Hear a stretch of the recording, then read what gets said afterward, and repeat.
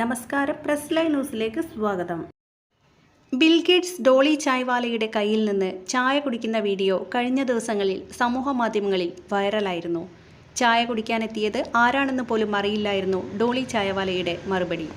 പ്രധാനമന്ത്രി നരേന്ദ്രമോദിക്ക് ചായ ഉണ്ടാക്കി കൊടുക്കാൻ ഒരവസരം ലഭിച്ചാൽ സന്തോഷമെന്നാണ് ഡോളി ചായവാല പറയുന്നത്.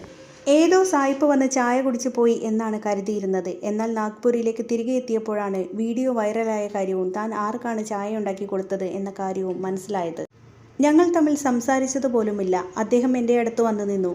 ഞാൻ എൻ്റെ ജോലി ചെയ്യുന്ന തിരക്കിലായിരുന്നു. എൻ്റെ ചായ കുടിച്ചതിന് ശേഷം വാവ് ഡോളി കി ചായ് എന്ന പ്രതികരണമാണ് അദ്ദേഹം നടത്തിയത് എന്നാണ് ഡോളി ചായവാല പറഞ്ഞിരിക്കുന്നത്.